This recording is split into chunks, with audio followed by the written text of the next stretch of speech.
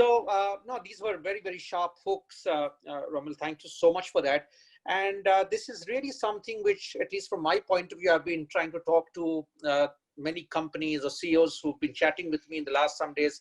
The more I think about it, and all of you have in different ways talked about orthodoxies, mindsets, innovation, think different, get comfortable with failure.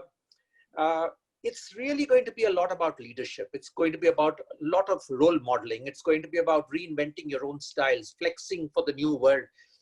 Leaders will need a lot of support, coaching, right, to even manage teams which are going to be, in a digital world, spatially distributed. So there are lots of things which is going to impact culture, leadership, governance practices will possibly need to change. So I think some very, very interesting points.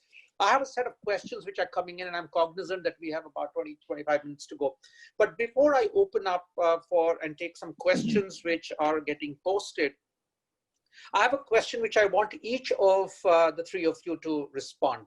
That in this kind of crisis, and all of you are in the thick of things, you're actually battling for your organization, solving problems. I'm sure there is some best practice that is getting created, because I believe that it is in moments of crisis that newer forms of leadership gets created, newer examples of success, newer ways of looking at business solutions get created. So I'm going to ask all three of you, one best practice that you have seen in the last 2 months as you've been observing, reading, which comes to your mind. What would that be? And what do you think is the best way of that getting embedded in a system? So one best practice that you have seen emerge, and what is the best way of embedding it? So in whichever order, maybe Vivek, we'll come to you, and then Partha, and then Romal. Yeah. I think it's a great question, and Prabir, I would almost frame it as next practice as opposed to best practice. Possibly, there could be. And I think Romal touched about NPDs, new product development cycles crashing from months and years to weeks. I think that's clearly one area. Partha's talked about, I think, cost controls.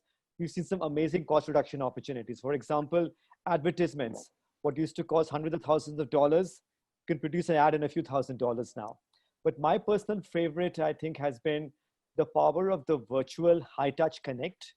So personally, what I've found is that I am now able to reach out and connect with hundreds of thousands of our employees at a far greater level than ever before. So at an individual level, I'm talking to a few hundred people in small groups, a few 20, 30 people one-on-one on a weekly basis, and thousands of people through town halls. Along with that, we have idea applications, continuous feedback apps, which are online. So the abilities to be able to remain connected with the people on the ground, to motivate them, encourage them, and get feedback. The entire speed and velocity, I think, has changed in ways we could have never imagined before. And I think this is going to be the new way of working. And I think as leaders, we have to make sure to avoid what I call the quick snap back on. But I do believe that the way for leaders to connect and leverage technology in some ways has changed. That will hopefully allow us to become far more connected and engaged leaders. So well said. In fact, technology has also become so intuitive. Someone was sharing this with me the other day that, some HR leader, that my senior leadership has suddenly got very comfortable with Zoom. It needed COVID to get them to do things and, manage things using Zoom. So this is good. Very well said, Vivek. Partha, what would be your takeaway? Okay, if you have said everything, then it will leave hardly anything for me to say. Prabir, it's a good one. It's what you said is a good segue. I think the biggest benefit that we've got from COVID is this thing called working from home and alternate thinking. This combination is what is the best practice that I've seen. Just, I'm doing all board meetings, listed company board meetings, I'm doing all of that, which is great, but that's still organizational.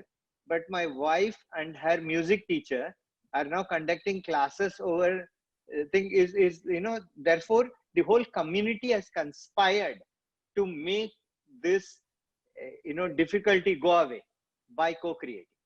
So the entire ecosystem has come. Think of anything. I'm now participating a 25th wedding anniversary.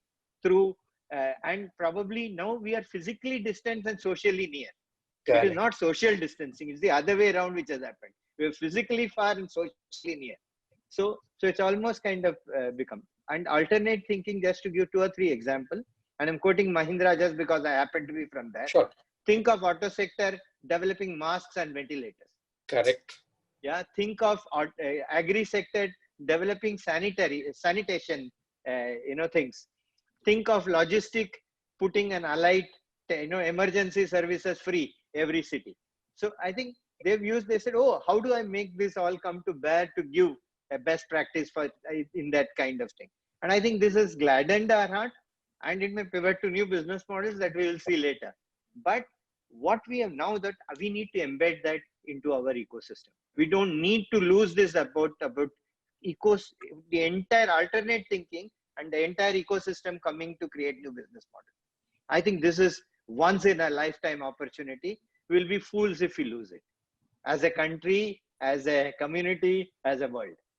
Brilliantly said. Absolutely. Alternate thinking. It needed a crisis to get us really out of our comfort zones and say it was all there. It already existed. It was just that we were not able to see. And you talked about social takeaways. It was very interesting. But I have a lawyer daughter, and she has friends across the world, and they do their now weekly or fortnightly catch up over drinks virtually. I had never imagined that you could actually do a drinks party virtually, but that's how life is changing. Well said. Well said.